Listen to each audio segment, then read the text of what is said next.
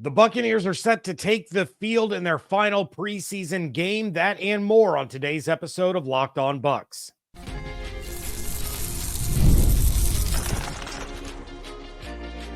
You are Locked On Buccaneers, your daily Tampa Bay Buccaneers podcast. Part of the Locked On Podcast Network, your team every day.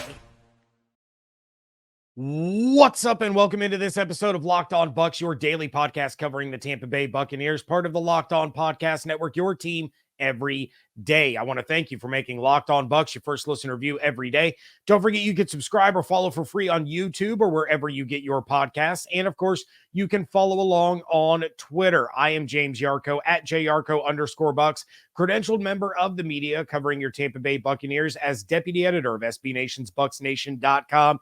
Here with you every Monday through Friday, along with the everydayers. And for that, I want to share my appreciation for your continued support of the show. One of the ways you can support the show is become a Locked On Bucs insider. You're going to get news, rumors, updates, general thoughts, one-on-one conversations with me via text message. Go to joinsubtext.com/LockedOnBucs or click the link in the show notes to become an insider today. This episode is brought to you by FanDuel. Now through September 22nd, all FanDuel customers can bet $5 and get a 3-week free trial of NFL Sunday Ticket from YouTube and YouTube TV. Visit FanDuel.com/LockedOn to get started. What I am watching for in tonight's preseason finale and who benefits from the players that are sitting out. That's coming up in a little bit, but let's start with a couple of headlines surrounding the Buccaneers, starting with another potential position battle winner. Jenna Lane of ESPN has reported that the Bucs are going with Jalen McMillan as the number 3 wide receiver, beating out Trey Palmer, Sterling Shepard, and the up-and-coming Cody Thompson, as well as some others. Lane said, quote, "In the Bucs' 3 receiver sets, McMillan will line up opposite Mike Evans with Chris Godwin in the slot," end quote. Now, this was a contended position with incumbent Trey Palmer, who was the team's 3rd leading pass catcher among the receiver position last year. But McMillan has impressed at every step along the way with his incredible skill set and his refined route running. So this should really come as no surprise, but it started with the helmets and shorts when he was making some jaw-dropping plays. Then they added pads and contact. He continued to do the same. Then again, in joint practices and in preseason, he's looked absolutely fantastic. What will be interesting is how much we will see the 3 of them out there together Friday night against the Dolphins, or whether or not a guy like Mike Evans might still be held out of preseason action, knowing that he's a tried and true veteran. His chemistry with Baker Mayfield is already off the charts, and they may not want to risk losing their big money top wide receiver in a preseason game. Again, you'd love to see all 3 of them out there together before week 1. Maybe you only see Mike Evans for a handful of plays on an opening drive before he gets pulled, but want to see the dynamic between the 3 of those as much as Todd Bowles will allow that to happen. Meanwhile, SI.com's Albert Breer of Monday Morning Quarterback fame dropped his 5 takeaways from Buccaneers camp, where he was rather complimentary of the talent among the young players, but also lent some credit to Jason Light and his outstanding drafts as of recent. Breer started things off talking about Liam Cohen, Graham Barton, Luke Gedeke, receiver Cameron Johnson, who he feels has a legitimate shot to make the roster, but he turned his attention to the defense, where he talked about the rise of Yaya Diaby, saying, quote, "On defense, Yaya Diaby, who escaped an injury scare earlier in camp, is trending toward being the team's best pass rusher. An athletic freak at 6'3", 276 pounds with 4.5 speed, Diaby came into the league a little bit raw after being deployed as an inside rusher a lot in college.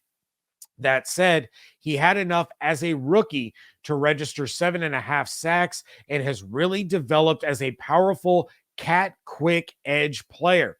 It's a good bet he'll have double-digit sack numbers this year, health permitting, and a weekly matchup problem, end quote. Breer isn't wrong here that Diaby definitely has double-digit sack potential. And if he does, that certainly bodes well for the success of the Buccaneers defense. There's a huge emphasis on the edge to be able to succeed. And if they don't, the Bucs can find themselves in trouble this season. Diaby has a lot of pressure, not just to be healthy, but to be the anchor for the pass rush for the foreseeable future. And that's a lot of pressure to put on a second-year guy who was a day 3 pick. Then you take a look at a guy like Chris Braswell. If you go back to that episode of In the Current that I mentioned a few weeks back, where they take you inside the minds of the scouts, they take you inside the draft war room.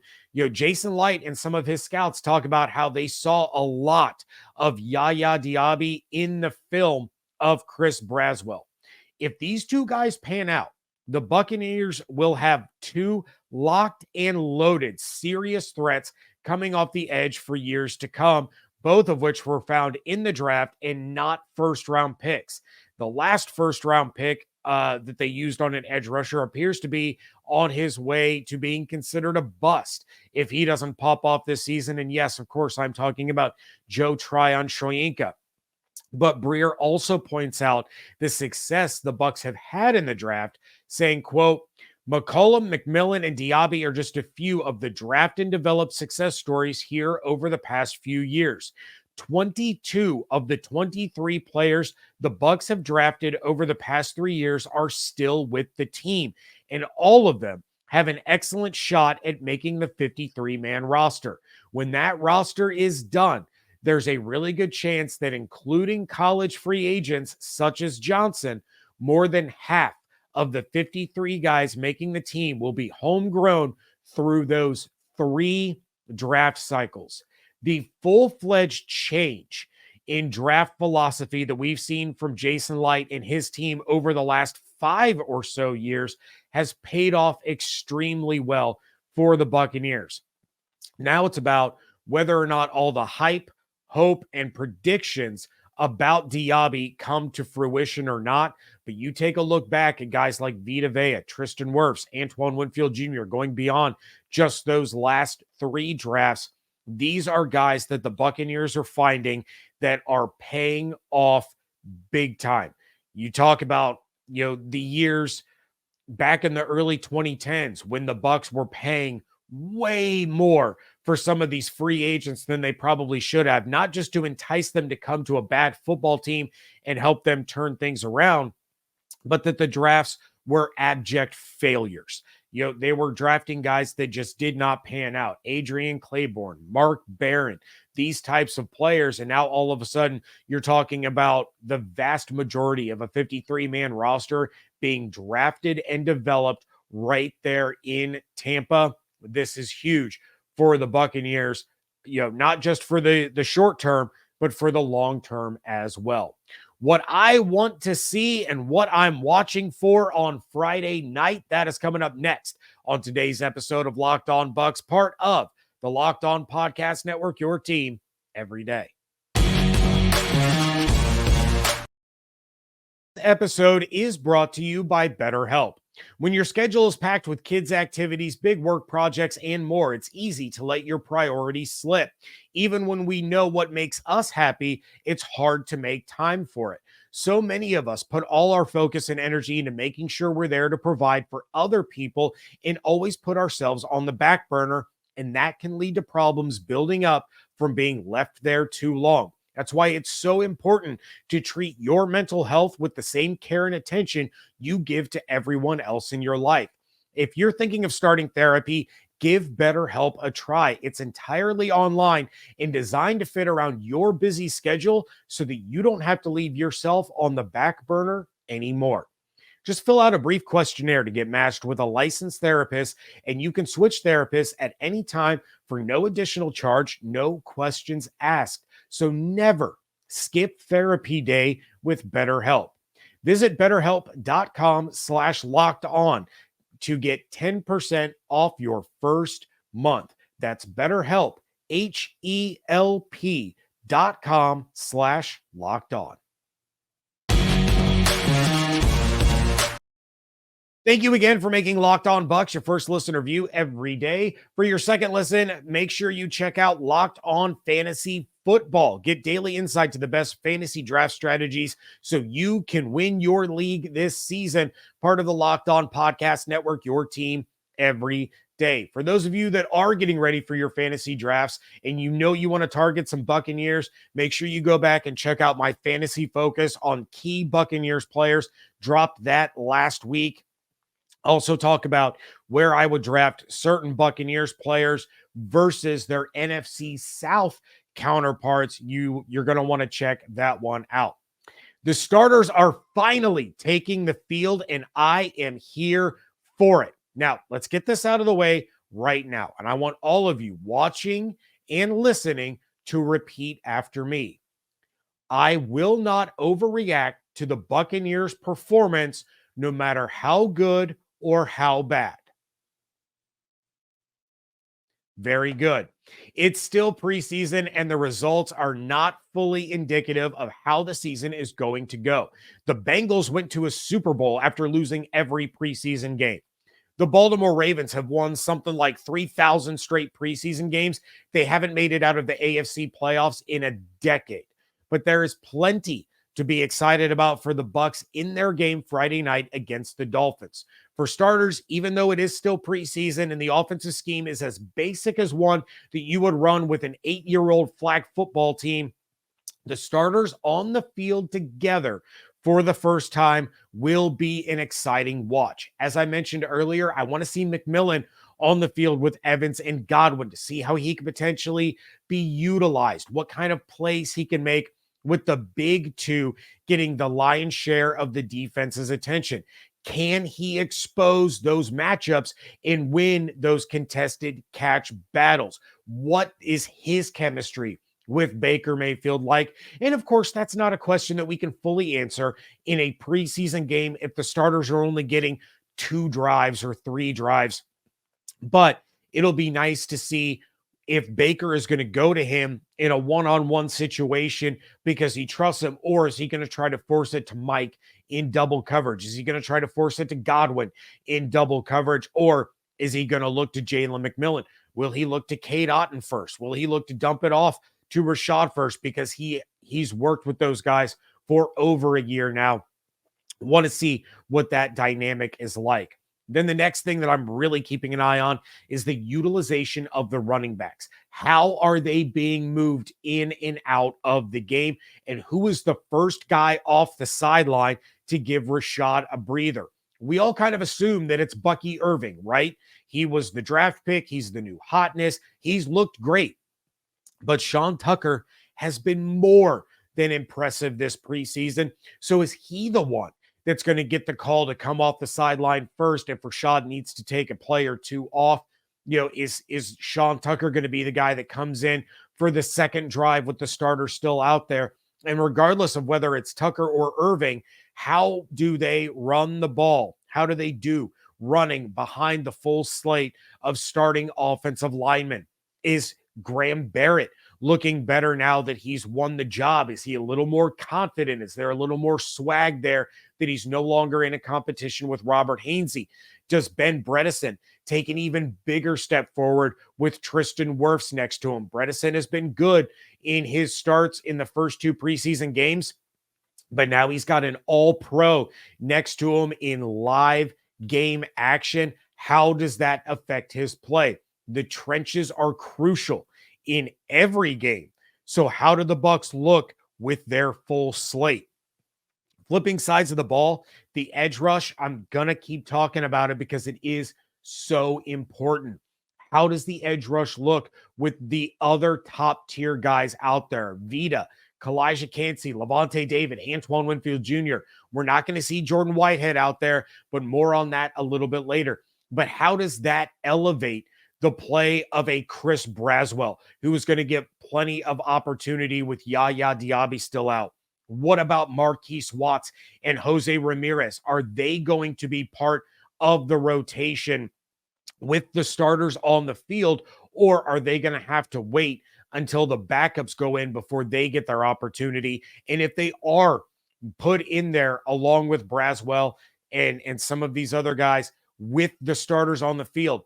How does Ramirez look going up against starters compared to how he looked in those first two preseason games against second and third stringers? Does he still have that quick get off and that speed and that incredible bend to get around the edge? Is he forcing those holding calls because he is so quick? Is he able to get in the backfield and disrupt Tua and disrupt the passing game, come away with maybe a sack? How does all of that look when the offense then has to account for the speed and the athleticism of Kalijah Kancey, the strength and the power of Vita Vea, with Levante David, who can come screaming out of the middle, and blitz on any given play? These are vital things to watch for in this game. And no, I'm going to say it right now. Just because a player loses a rep or doesn't finish a play with a sack or doesn't finish the game with a sack, that doesn't mean that it was a failure or that he stinks. But how did he perform overall? Was he completely stonewalled and got stood up? Or was it a matter of generating pressure but not quite getting the sack? Did he get rope-a-doped in going after the quarterback and then have the ball carrier run right where he was and get a big chunk in the run game, sacrificing that run defense to try to get the quarterback? Those kinds of things and how they play out throughout this game are going to be really, really important when evaluating these edge rushers. Then, how does Tyke Smith look out there when you got Zion McCollum and Jamel Dean as the starting outside corners? He's going to get the call at nickel with Isian likely being out and Tavier Thomas coming off of a very rough night against the Jacksonville Jaguars. So does Tyke look comfortable as that third guy? And I'm going to tell you this right now. I want Tua to gun for him immediately and really, really test him. Yeah, I talked about Zion and wanting to see him get tested against the speed and the athleticism of the Dolphins wide receivers, and I still do. But I want to see how Tyke reacts if he starts being hyper targeted early in this game, knowing that Zion is really good on the outside, knowing that a healthy Jamel Dean can be really good on the outside. If Tyke is being hyper targeted early in that opening drive, does he rise to the occasion or does he get too inside his own head and starts to play scared? And then finally, special teams. No more messing around. These guys need to perform the way we know they can. I need to see Camarda pinning punts inside the 10, not letting it bounce into the end zone for touchbacks.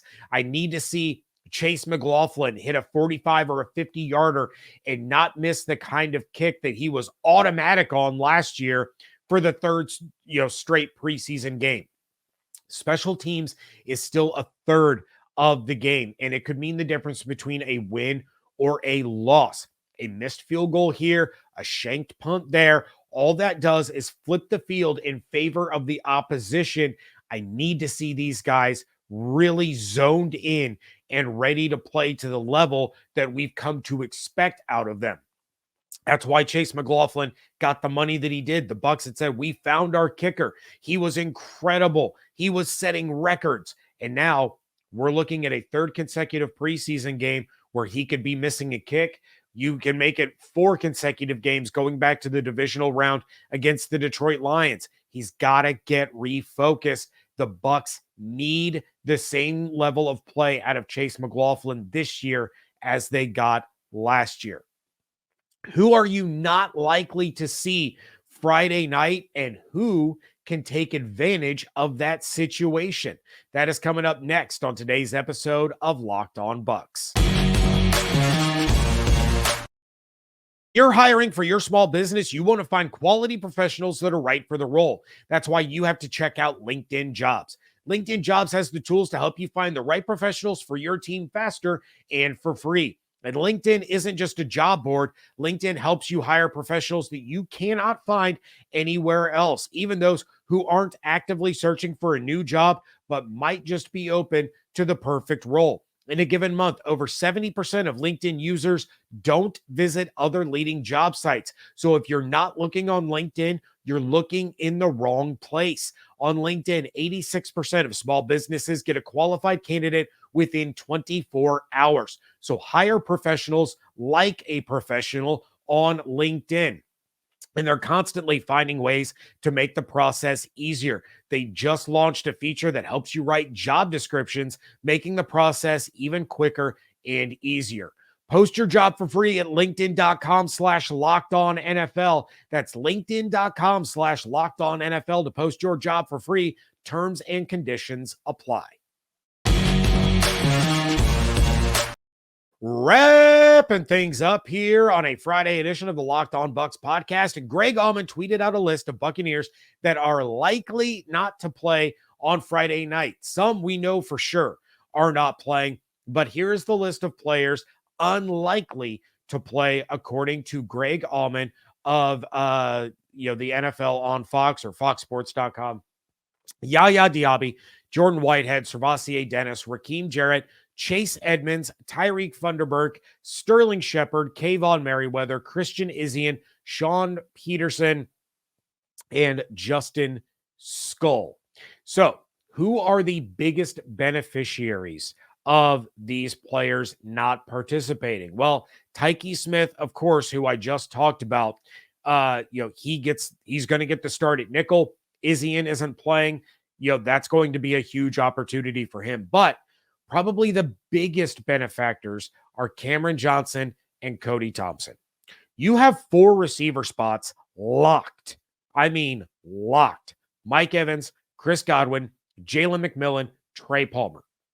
Sterling Shepard, I would think, should make the team, but he has been injured. He just returned to practice this week, and Todd Bowles said it was good to see him healthy, but now the tough decision comes because Thompson and Johnson have been really, really good. Raheem Jarrett was already a borderline bubble guy, and not being out on the field is giving these other 2 guys the opportunity to shine and show Bowles and Liam Cohen that they can help this football team starting immediately. And if those 2 continue to ball out the way that they have, there's really nothing that Jarrett or Shepard can do about it. They weren't available, and that's not their fault, but the guys that were out there were having success, and they earned their chance to be on this team. Not to mention, Thompson plays special teams, which means even if he's the wide receiver 6 and he's not getting on the field on offense very often, he's still contributing and helping the team on special teams.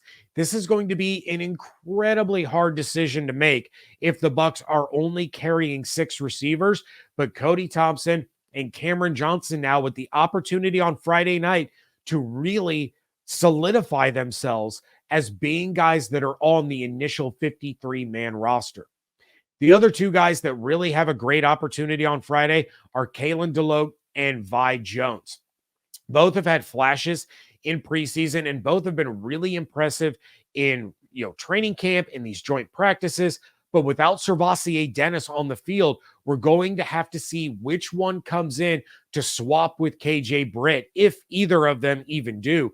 But we know that KJ Britt isn't really a player that Todd Bowles intends on leaving on the field, all 3 downs all the time on defense. He's a guy that's going to share a lot of time with Servassier Dennis.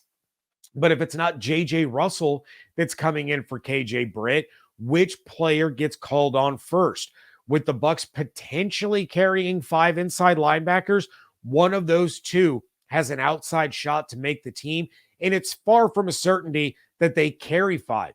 But even if they only carry 4, and maybe they only want to carry one of those 2 guys on the practice squad, Friday's game against the Dolphins is going to go a long way in making that decision.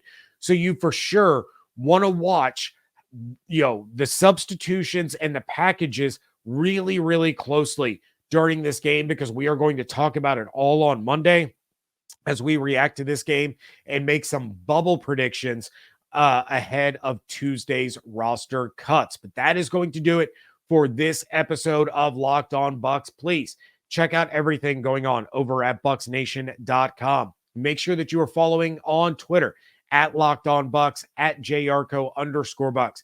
Become a Locked On Bucs insider. Go to joinsubtext.com/LockedOnBucs or click the link in the show notes for the insider program, one-on-one text conversations with me, no ads or hashtags or anything like that. Was talking to one of the insiders yesterday about fantasy football and his day job and kind of a frustrating day that he was having.